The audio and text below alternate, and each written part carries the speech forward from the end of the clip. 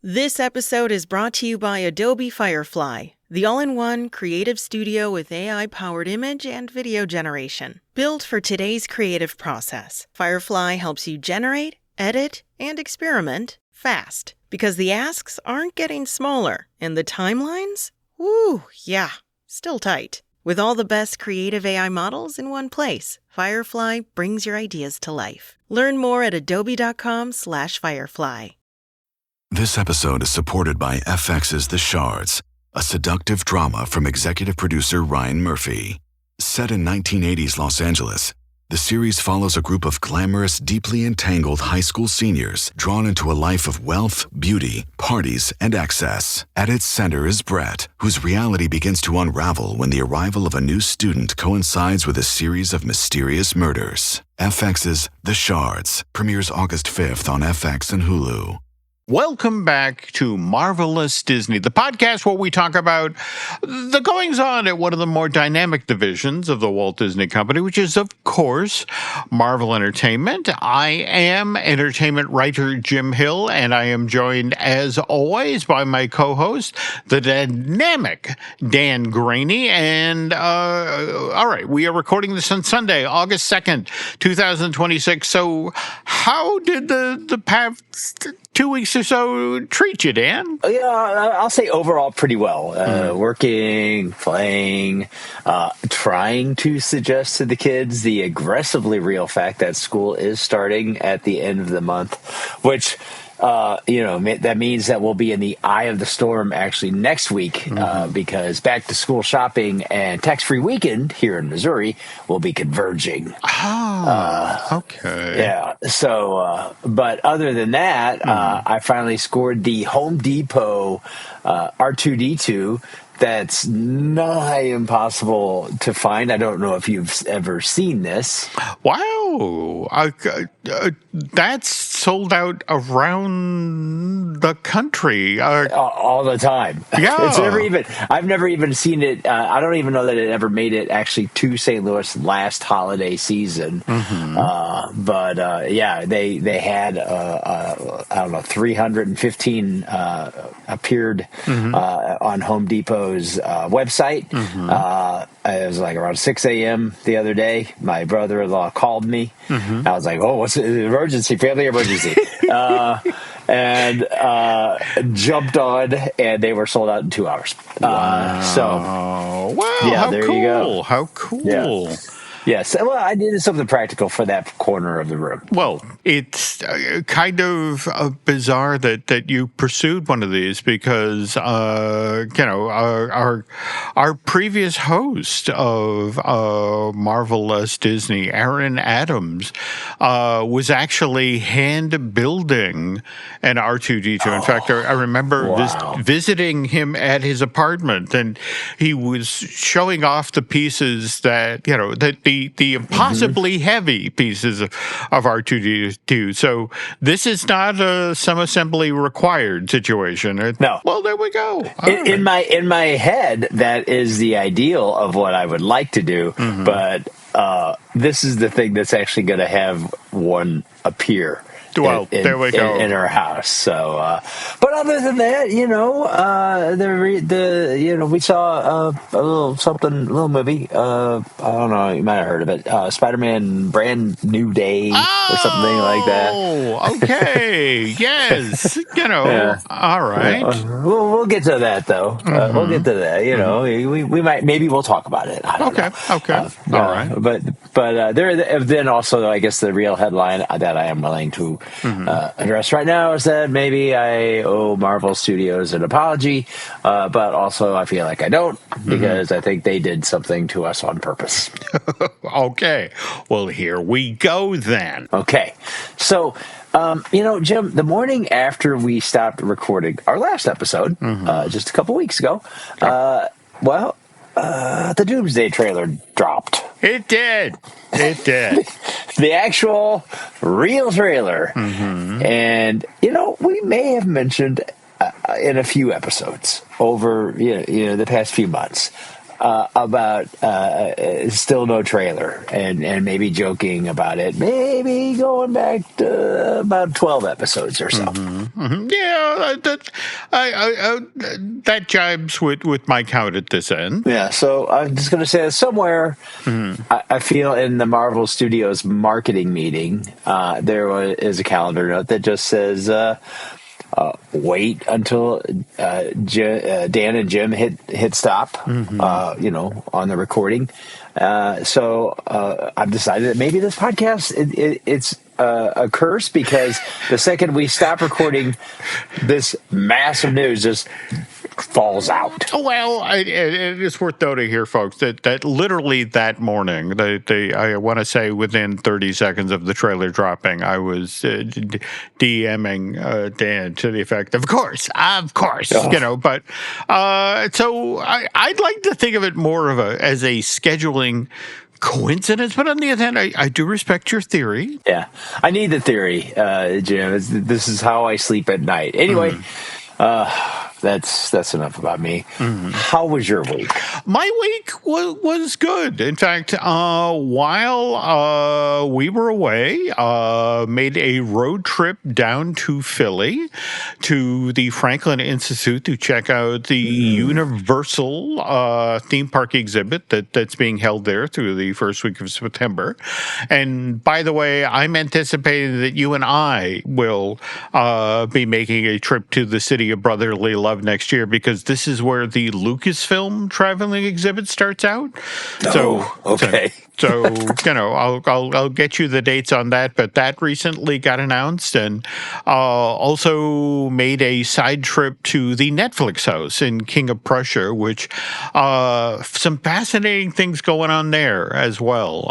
But we'll talk about that later. And we were just talking about going to see Brand New Day, and of course you need tickets for that. And then speaking of things that happened while we were away, we had actual sales for real Avengers Doomsday, and which to me seems a perfect way to segue into talking about this podcast's sponsor, which is beourguestvacations.com. And we are now just 4 weeks out from Labor Day. And if you're looking to cap off your summer of 2026, well, not taking advantage of the tax-free thing going on in Missouri and buying school supplies, but a trip to Orlando.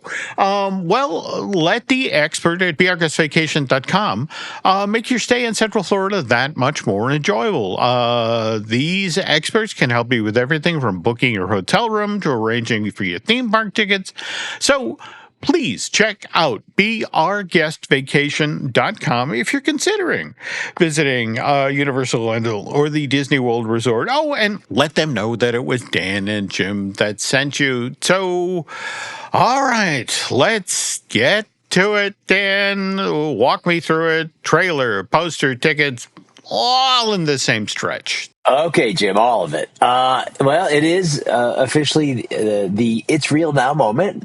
We've had leaks, we've had CinemaCon descriptions, we've had concept art, and now we've got actual footage, not AI footage or AI imagery, actual footage, an official poster, and a release date that has not changed, even though Dune 3 is coming out December 18th. All right. So let's start with the Doomsday poster, because that one's doing a lot of work quietly, isn't it? Oh, yeah, I think it is. Okay, so for anybody who hasn't seen it, we'll just describe it. It is Doom from behind, standing in front of this massive tapestry or mural, at the very bottom of this piece of artwork, there's signs of war and what looks like a god from some pantheon, maybe Asgardian. And then in the middle, there's a single cracked earth. It's like earth, but it does have a crack in it if you look closely. And then up top, we see a mother and child, and they're surrounded by angels. And who's that mom supposed to be? Okay, so this is where it gets up to a kind of a strong debate. And I think there's two real options. Now, from the comics, we look at the history of the comics. Doom's mother, Cynthia, she sold her soul to Mephisto to save young Victor's life. And then Doom spent decades trying to rescue her from hell. So if that's the read, the angels and the mother and child image are basically Doom's whole reason for being. Okay, so and that does track with everything we know about this character. And by the way, I want to remind folks that we did see Mephisto on screen in the MCU as part of Ironheart, that series on Disney Plus, and he was played by Sacha Baron Cohen, right? That is correct. Yeah, but here's the thing. And let's just call this option 2. And I think this might be more likely. I suspect, and I don't have anything to back this up, but other than motivations, I think it's his wife and child. There is a foundation in the comic that shows his maternal motivations, but I think this is the real thread to pull because it just feels like that would be a stronger tug for him. Either way, I mean, it's Doom. Obviously, it is Doom mourning somebody, and either way, it explains why he's willing to break reality to get them back. But I'll lean it towards him to his family. I mean, and not for nothing, that does line right up with the whole Battleworld theory, right? Oh yeah. So in the comics, when the multiverse collapses, and this is well known. This is from Time Runs Out and the second iteration, not Secret Wars 2, but the later Secret Wars. Doom is the one who fuses the fragments of the colliding planets into Battleworld, and he rules it.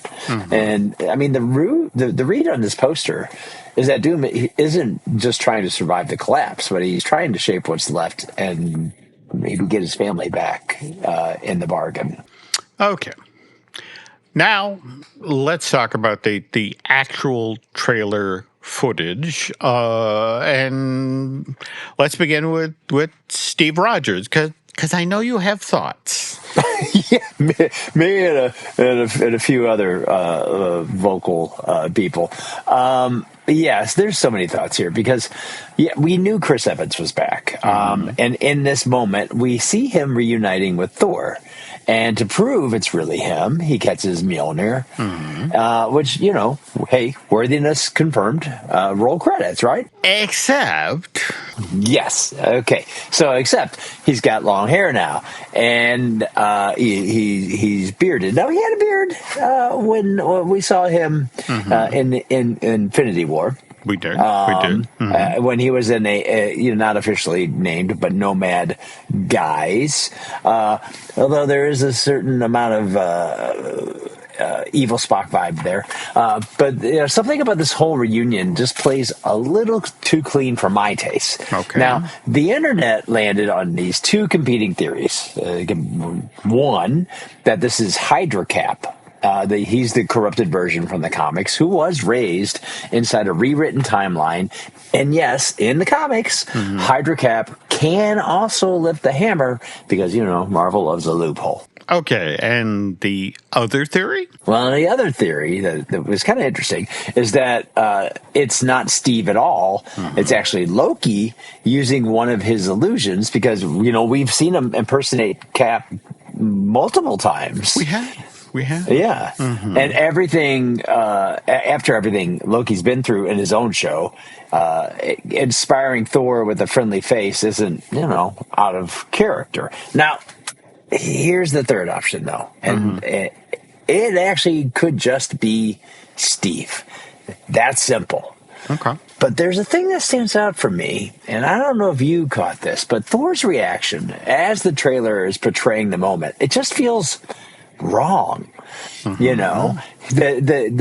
he's like saying that's impossible. there's no reason for seeing Steve to really be an impossibility, right? I mean, look, Steve stayed in the past, sure. But the thought of seeing him again doesn't feel like an impossibility, especially after Thor, he went back during the time heist and saw his mother again. So something about this to me feels like one of those classic Marvel trailer misdirects. Mm-hmm. And I was talking about this with my brother-in-law and sister before Spider-Man started. The reaction looks more akin to him seeing someone he believed was dead. And all I said was, who has he seen die, like in front of him? Well, one is Loki. He saw Loki die at Thanos' hands. But in the words of Yoda, there is another, and that might just have to be for another discussion. Okay. Which, by the way, brings us to the other Loki news, because he's not exactly where fans expected him to be either. Right. I mean, we saw the poster. But in this, No Throne, season 2 of Loki ended with him holding the timelines together at the base of that new world tree. And he seemed looking like he was pretty settled into forever. Yep. But the trailer shows him, in his nice jacket in a house. His old TVA outfit, holding what looks like an access card or a badge, and the design printed on the back actually looks like Loki's own tree. So, access card, but access card for what, though? Well, okay, so the read could be that he's, especially considering what he went through in season 2. Maybe he's running the TVA now, which, if you remember, is basically the same instinct we had back in episode 22 when we mentioned him hiding in the shadows of the concept art poster. Everybody swore he wasn't it. I do enjoy being right before it's confirmed, though. Yes, this is what I believe your partner Lynn Testa refers to as a round of self-congratulations. There we go. So, but we should celebrate that because it doesn't happen to civilians very often. But also, speaking of things hiding in plain sight, there was a detail on Doom's own gauntlet from the Thor fight in the trailer, and it was a sigil combining 2 Norse runes, Othala and Ingbats. Which are home and ancestry paired with endings and new beginnings.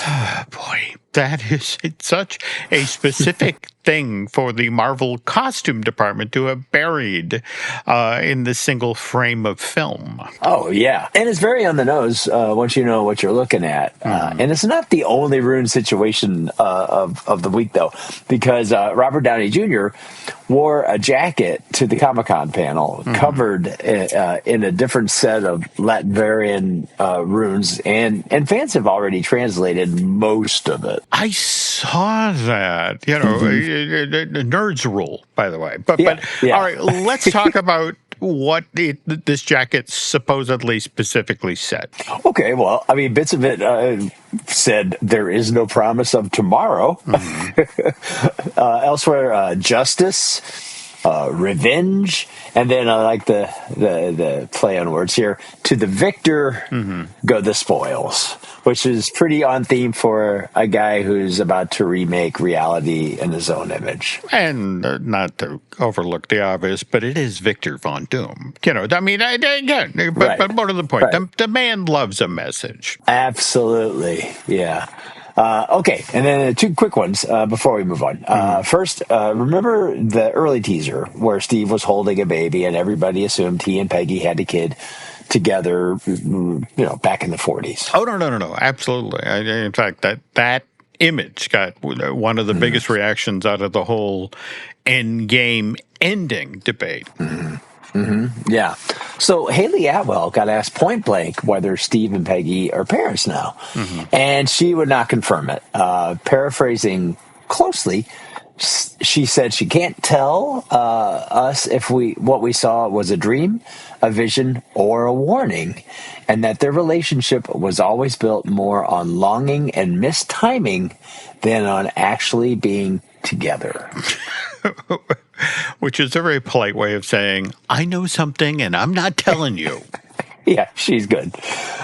Second one fast. There was a color changing or different colored Latverian witch costumes on display at the Marvel booth.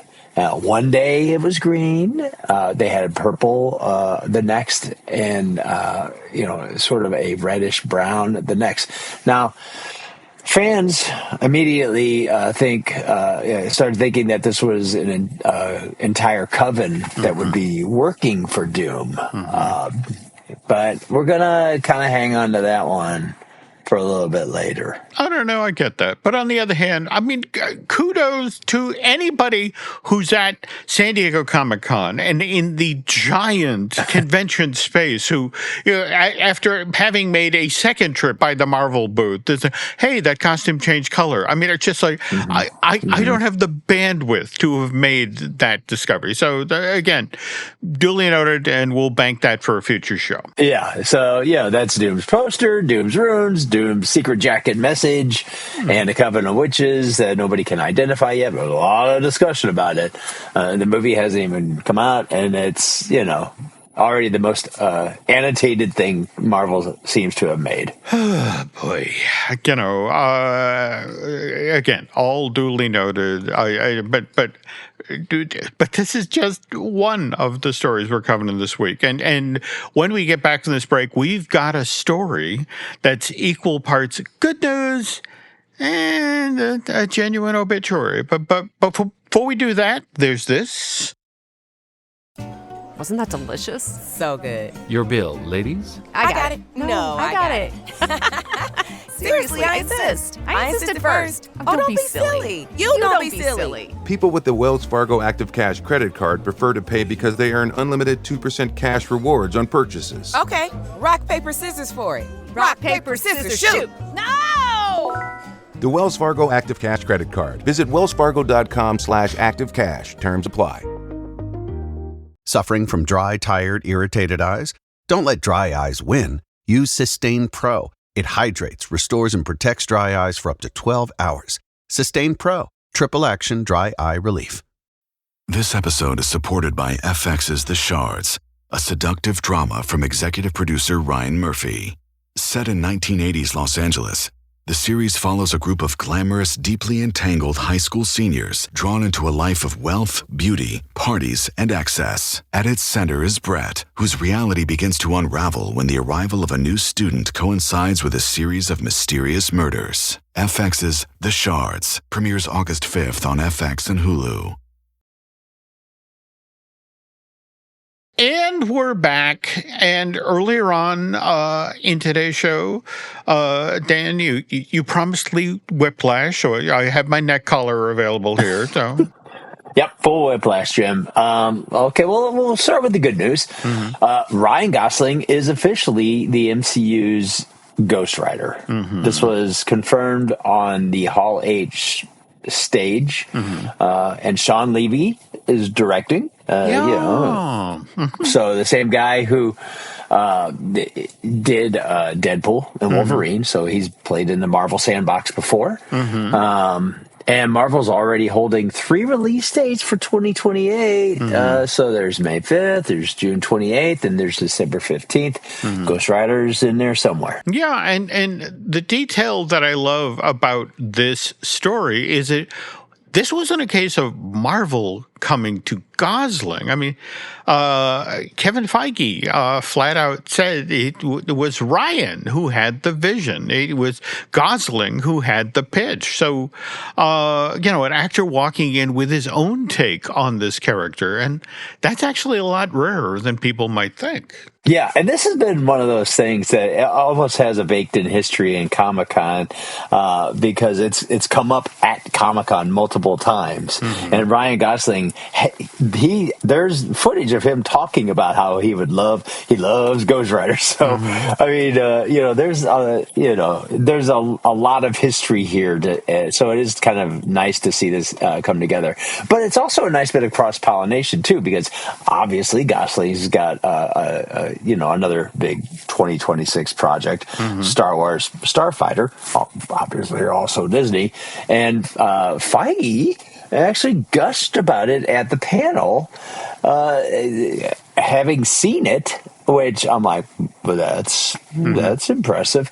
He also said he's a bigger Star Wars nerd than a Marvel nerd, and couldn't wait for people to see what Gosling brings to it. And not to put too fine a point on it, but also remember that Mr. Gosling just this past year had Project Hail Mary, and the folks at Disney are blithering about that because it's lovely that your star of your next big film for 2027 started a hit in 2026, so people will come back. But anyway, again, that's just to circle back to Mr. Feige. That is high praise from the gentleman who's running the other franchise at Disney. Yeah.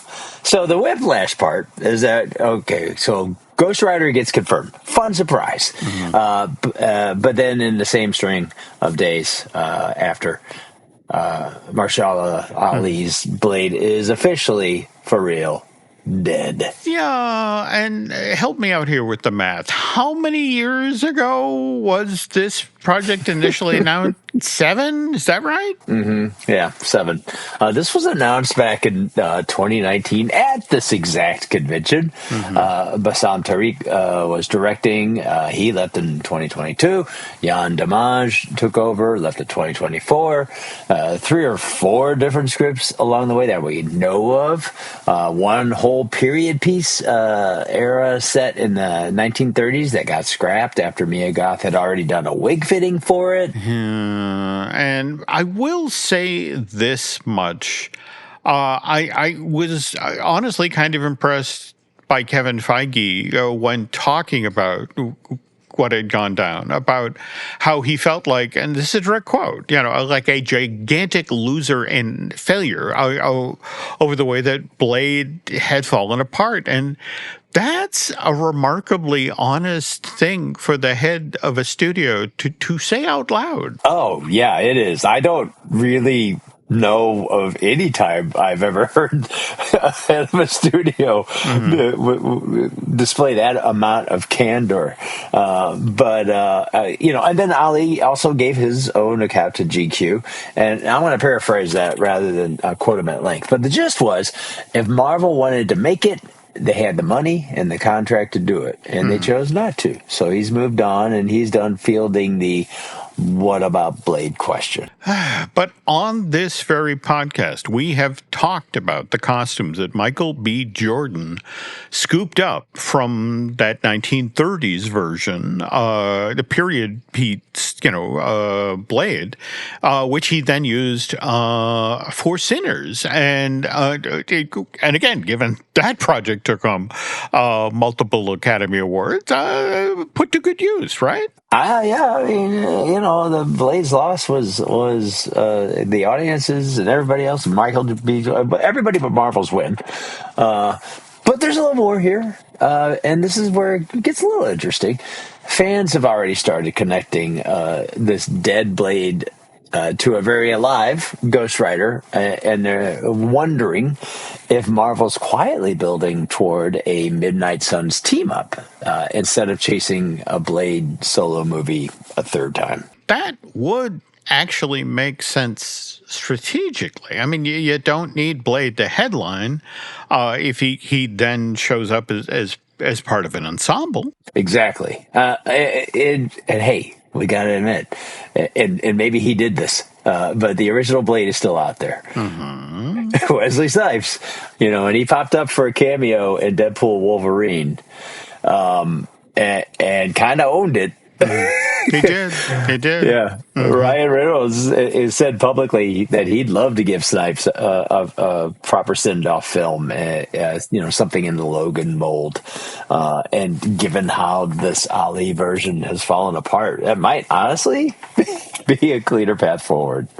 By the way, just doubling back to Ryan Reynolds, right? And I'm sure you saw the footage from Comic-Con about, I guess he had his all denim version of the Deadpool outfit, but he was actually walking the floor dressed as this, and he talked about how freeing that was, and it's just sort of like, okay, that. But again, that's the sort of thing that only happens in San Diego at Comic-Con. But anyway, back to this Blade situation. So I guess, long story short, there is a version of this that does have a happy ending, right? Yeah, I don't think the concept of Blade having new stories is done. I don't think that's going to happen at all. How we get them, because we did have Blade in What If, we did. and Marvel Zombies. So there's still there's opportunities, but we look at it as one franchise gets a leading man who pitched himself into the job, and another one loses a leading man who trained for it for 7 years and never got to play an actual scene other than voiceover and the Eternals. Marvel giveth and Marvel taketh away. Sometimes in the same news cycle. I love that. That's a great insight there. Anyway, folks, on that note, again, even more news. And when we get back from this break, we'll do we have a full grab bag to burn through. But before that, there's this. This episode is brought to you by Netflix.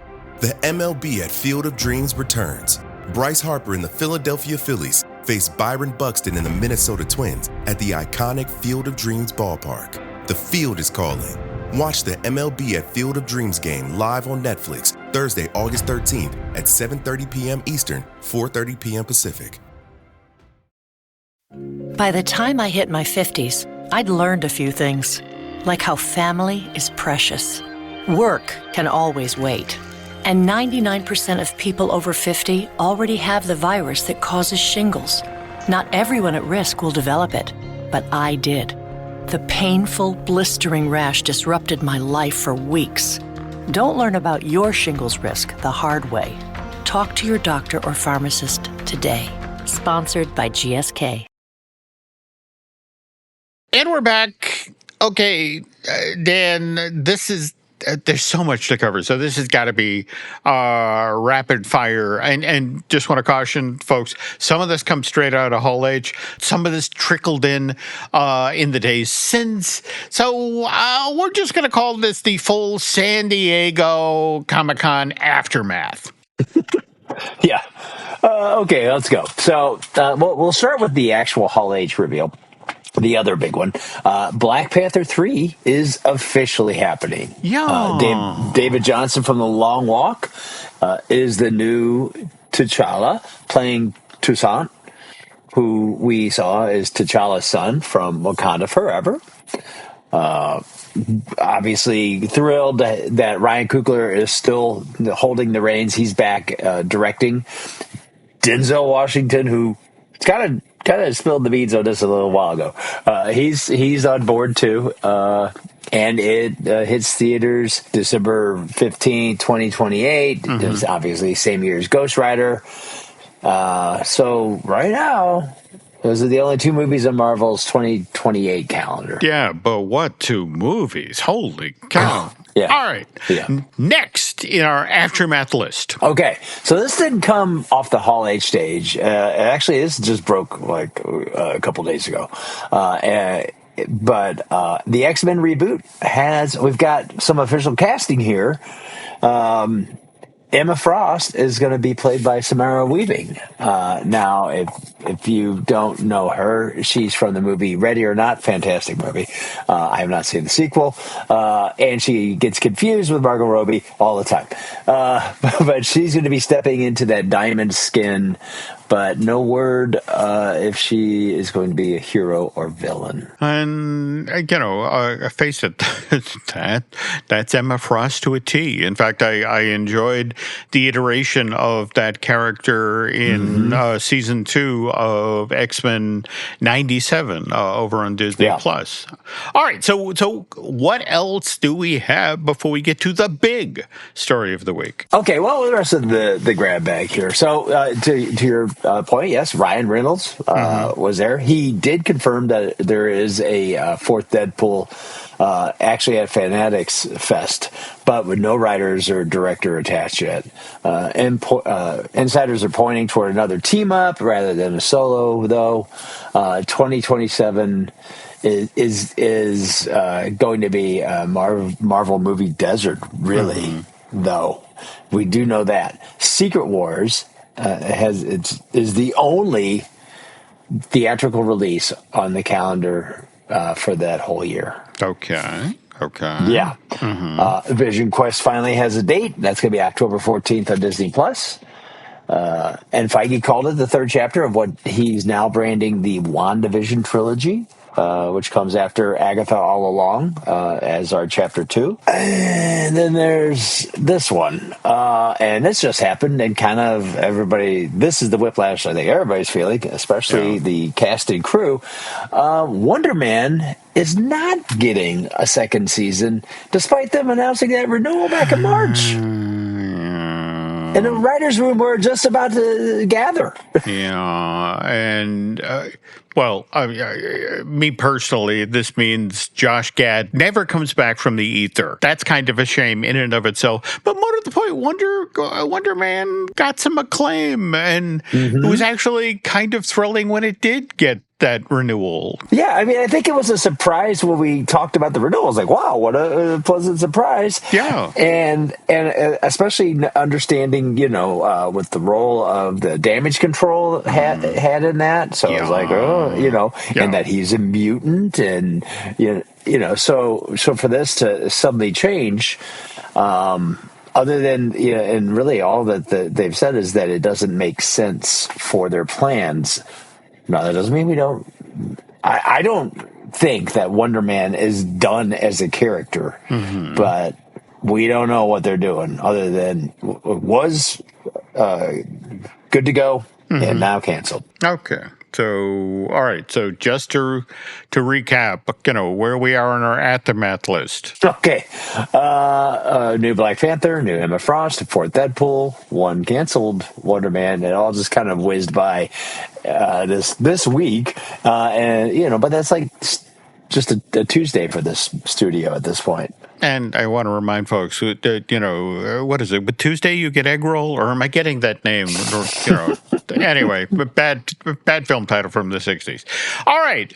With 6. It was with 6. With six you get egg roll. I'm sorry. I confused that with, if it's Tuesday, this must be Belgium. Okay. So, mixed my two horrible 60s comedies there. All right. Now, folks, at this point in this week's Marvelous Disney, it's time to put up the warning sign, because we are heading into spoilerific brand new day territory. Put that out there. And if you haven't seen it yet, this is your moment to skip ahead. And by the way, we will flag this clearly in the show notes as well. Yeah. This is, we're not a spoiler heavy show, and we kind of lean away from rumors that might take away from the fun. But we'll go slow here. We'll pace ourselves. So before we get to the spoilers, I did want to talk about something spoiler free first, because director Destin Daniel Cretton, he did this Rolling Stones interview. I don't know if you saw this, Jim, but it was actually about how he made the movie, and the craft side of it was pretty fascinating. Oh, absolutely. I remember seeing the piece about there's a moment in early on in the film when Spider-Man effectively throws himself off of a skyscraper, and you're then inside the mask, sort of watching, Tom Holland's eye. And for me, I couldn't help but think of, we've talked on this podcast about, what that doing something similar to that, how that humanized and made Tony Stark that much more relatable character. But, the irony here is it sort of made you realize how truly alone Peter Parker is at this point in his story. Yeah. Yeah, I mean, it is interesting, and one thing he talked about was chasing this sort of sense of vertigo in the swinging sequences, and they're there. His team studied wingsuit and parkour footage on YouTube, just kind of to figure out what the camera angles actually make your stomach drop. So when, Peter's toes are hanging off a skyscraper, you feel it. Oh, yeah. No. Very different approach from, just bolting a camera to a stunt rig. It is. And here's the detail that got me. Some of the shots, and people have talked about this, they recreate classic comic book covers. And Cretton said that Tom Holland had to hold these poses because this was shot at 420 frames per second, these moments. Which meant that he was contorting his body into positions that, in Cretton's words, the human body isn't really built for. Yeah, but this is the interesting thing. Holland managed to pull it off, and one of the reasons he was able to do this is he's a professionally trained dancer. And speaking of which, did you see that his follow-up project to this is supposed to be a Fred Astaire biopic? Yes, and what I liked is that he was so nervous about it. So, he's still the same sort of like very talented dancer and athlete that he's always been. Oh, yeah. So. All right. Well, anyway, back to these amazing, comic book cover poses that he did in Brand New Day. Yeah. So, another thing, the costume that they added for this, it has folds and imperfections. It's not skin tight. It does kind of flap a little bit. So it does have that handmade feel. And something I noticed, and I don't think I've ever seen this in any of the Spider-Man movies, especially with Tom Holland, is that you can kind of see through the whites and see his eyes underneath. Oh, I did not notice that. Yeah, it's the first time that I was like, hey, we can see his eyes, which was interesting because it does sort of humanize the character. But, with these covers, doing a handful of takes each time, I don't know about you, like anytime I've tried, maybe, I've heard at least that if you try to recreate a comic pose in your living room, it's not that easy to hold that pose. Oh, God, long. No. It snapped your pelvis. And I myself, of course, have never actually done that. Maybe I have. I don't know. I can't remember. I just don't recommend it. Creighton also had real praise for Tremel Tillman and said he'd work with him again in a second. Also, he talked about wanting to protect Sadie Sink's role as a surprise, saying if people get mad about the secrecy, he can't control that, but he thinks once you see the movie, you'll understand why. And that is true. That said, any other pre-show stories worth grabbing before we really go to DEFCON 5 here? Yeah. And this is a really good one. John Bernthal was on Late Night with Seth Meyers this week. And it turns out that back in 2017, when they were filming a movie together called Pilgrimage, Holland was working on his Spider-Man audition. Oh. And Bernthal was working on his Punisher audition at the same time, and they filmed each other's tapes. That is so cool. What a great bit of trivia. Yeah, it's pretty awesome. They actually do have a very fond relationship as early younger actors. But here's how it gets better. Bernthal says the note that he gave Holland for his audition tape was to run up a wall and throw in a backflip before starting the scene, and Holland actually did it. Oh, no. So there's an argument. Yeah, there's an argument here that Frank Castle is partly responsible for Peter Parker getting the job. Speaking of which, though, we talked about that Brand New Day related special that showed up on Disney Plus, and Dan, I swear that footage, the thing you just described, is part of this special. You can actually see it. But yeah, well, now you know who's behind the camera. Oh, well, I love that these two have that sort of history dating back that far to 2017, and now here they are sharing scenes again in Brand New Day. Yeah, full circle. And I mean, it works. Hey, you know what? PG-13 Punisher, they pulled it off. But okay, that's the safe stuff. So we gotta get that actual warning out there. All right. This is it. Last chance. Full spoilers. Starting now. All right. Go ahead. Sadie Sink is, as Deadpool named the color that he wore, Jean Grey. That's right. There we go. I knew there was something I forgot. So, long story short, the rumors were right. You know what? They were. And it was funny because the last 2 or 3 days before I saw this movie, I started just like skipping past everything on social and everything that I saw on YouTube. I was like, no. Well, I, being part of this discussion, have known, but I've been dodging it because I didn't really want to know until we were there. Yeah. And I'm going to tell you, Jim, it's a genuinely different take. She's framed as the film's antagonist for most of the runtime. And she's this mysterious, they don't tell us who she is until at least halfway through. Yeah. But this mysterious figure who can jump between people's minds. And, she's obviously after something damage control is hiding in a vault. Well, it turns out it's her sister, who she is trying to reunite with, though that doesn't have a happy ending, because she was subjected to some experiments by the same agency years earlier. So it really recontextualizes basically everything she does in this movie. No. Totally. And let's face it, in the Spider-Man, both the comic book and the film space, we've lost Uncle Ben. We're used to death and again consequences in the space. But that to go that route with Jean Grey's story and a motivation, that's actually heavier material than I honestly expected out of a Spider-Man movie. Yeah, it leans into it too. Spider-Man ends up being the only one who can actually reach her because he can avoid her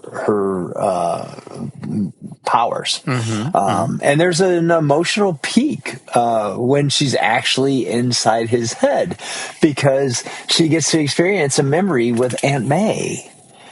And it's all right before the Punisher nearly ends things badly. Yeah. But you know what? The movie does.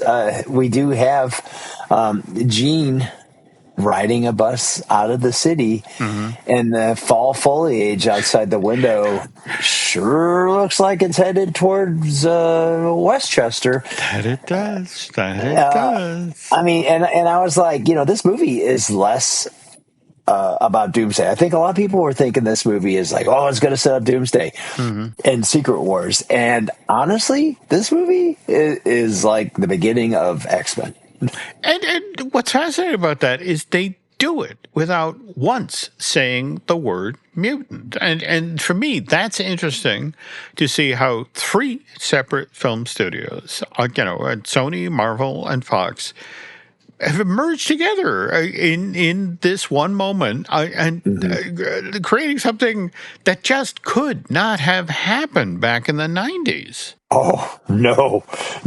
It was a weird moment because I'm just like, man, do you just think of not that long ago, they would have been fighting each other. But, that's not it, though. There's one more small thing tucked in there worth flagging. And I want to label this clearly. as a theory, and it's an earlier moment in the movie, but so this isn't confirmed. But at one point, MJ mentions that she interviewed for a job before calling the company a soulless corporation. There's no name given. That's a touch vague to build a theory on. Yes, it is. But of course, that's just enough for everybody. That's enough chum in the water. People are connecting this to Oscorp. MJ studied aerospace engineering at MIT in this movie, and that lines up with the kind of work that Oscorp does in the comics. And remember, No Way Home already had Norman Osborn tell us flat out that Oscorp doesn't really exist yet in this universe, or at least isn't widely known. So Brand New Day takes place 4 or 5 years after that, which is plenty of time for a company, especially a company like that, to get up and running and get started, start hiring people. So this could be Marvel quietly building toward Norman and Oscorp finally showing up, right? I mean, that's a theory that's kind of floating out there. It's like the quiet theory because of the Jean Grey business. But given how well this movie's doing, a Spider-Man 5 feels kind of like a given at this point. There's definitely an actual runway for it to pay off. Purely speculation, though. Marvel has not confirmed anything. Duly noted, duly labeled. Now we got to talk about this post-credit scene because that one did actually happen. It did, and it's going to divide people, especially some people out of the 10 people that was part of my family. It was divided because it's not live action footage at all. It's the in-movie Spider Tracker app. It's just like pixel art thing that Ned built earlier in the film, and it searches for Spider-Man, but it can't find him nearby, and it zooms out past the city, or it's another Spider-Man, and it zooms out, past the city, past the country, past the planet, and finally gets a hit somewhere way out in space. And then on screen it just says, Spider-Man will return. So that's either a tease for Doomsday or a tease for something, much further out? Well, and the ambiguity of this might be the point, because here's the piece that kind of ties it all together. Kevin Feige told Collider point blank that Brand New Day takes place before Doomsday. Not after, before. Okay. Now that matters because Holland wasn't part of the big Doomsday cast reveal. And a lot of people assume that scheduling might be the reason because he was shooting the Odyssey at the same time. But if his story wraps before Doomsday even starts... Well, see, then there's nothing in the timeline stopping him from showing up once the credits roll. Multiple insiders are already saying that there's a single post-credit sequence built specifically to connect the two movies. You combine that with Holland himself saying that Brand New Day refers to the last frame of the film, not the first. And you've got a pretty strong case that Marvel's just protecting a surprise. And then on top of all of this, I mean, this movie is absolutely obliterating the box office. Oh, yeah. The final numbers, well, as of right now, are in. And I don't think they're going to be final. I think there are going to be more because, there's still time. But they're absurd. 168 million on opening day alone, and including 72 million preview haul. Yep. That's a locked record. Yeah. That beating Endgame's opening day outright. But the full weekend closed at 375 million domestic. So it could actually potentially beat Endgame? Yeah, Endgame's all-time domestic opening record is 357.1 million. Brand New Day missed it by $2 million. Second biggest domestic opening weekend in history by a margin you could lose in a rounding error. Worldwide, though, it's even bigger. 572 million internationally, which puts the global total here at 927 million for the weekend. That is almost $1 billion in ticket sales in 3 days. And this is the fourth movie in the franchise. I mean, that's absurd. That's absolutely absurd. Yeah, it really is. And it's not just like the movie breaking records. The marketing did too. Sony's promo campaign hit $309 million in worldwide media value. Using those Hollywood numbers. That's an all-time Hollywood record. That beats Sony's own previous mark of $288 million from Far From Home.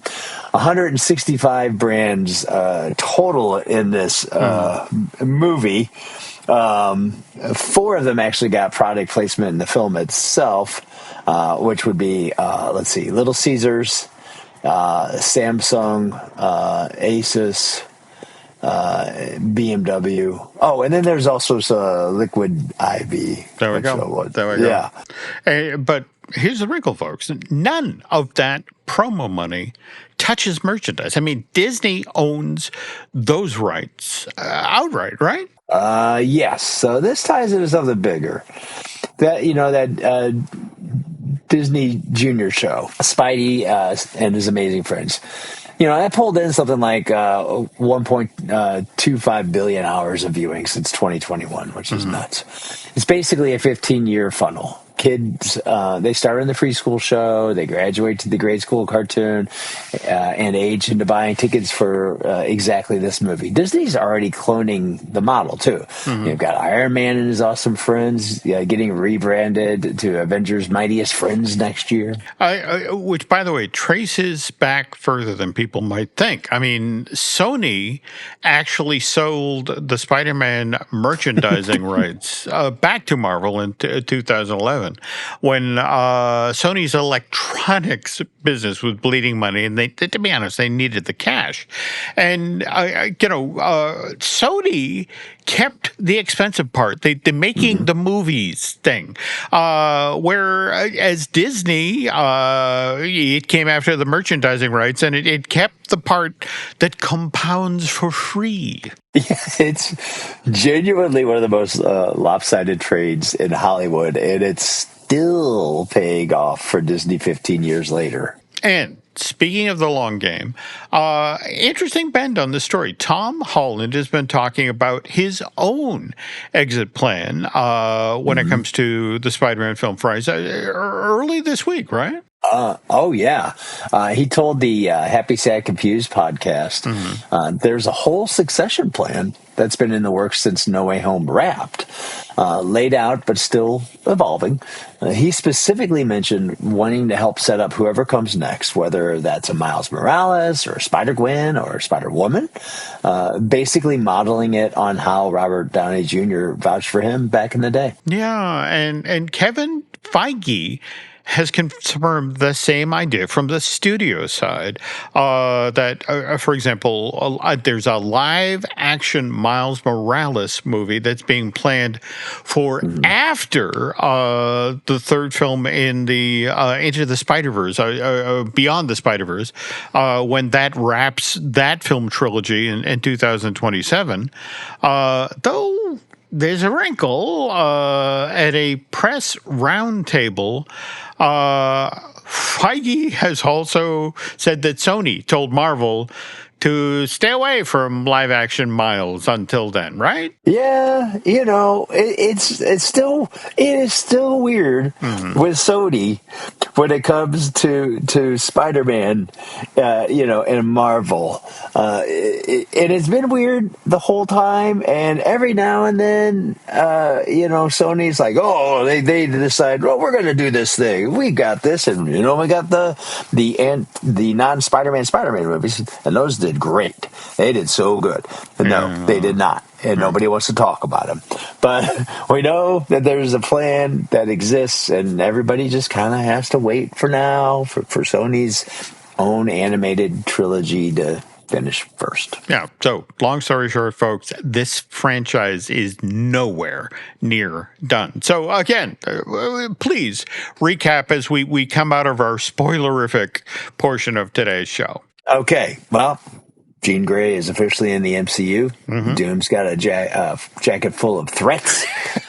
Spider-Man might already be floating out in space somewhere, or a Spider-Man is floating out in space. I don't know. We're going to need the next 4 months just to process all of it. Very well said, and thanks again. Heroic effort for this week's show. But all right, then let's bring it all home now. So again, a big week to close out. A trailer we've been waiting for since episode 11. A Blade movie that finally officially isn't happening, and that's sad. And Jean Grey walking so quietly into the MCU that most people won't clock it till the credits roll. Yeah, and I'll say it. Somewhere out there right now, Marvel's marketing team is already circling the next recording session and plotting their next move. Right, absolutely. The huge news breaks tomorrow. As soon as we hit stop on this button, So, Yep. All right. Well, as we bring this week's Marvelous Disney to a close, I want to, remind folks, Dan does other stuff. And in fact, where can our listeners find you elsewhere on the interwebs? Well, right now, if anybody's interested, if they head over to YouTube and look for The Hububbery, that's HUBBUBBERY. It's the only way I can spell it. Mm-hmm.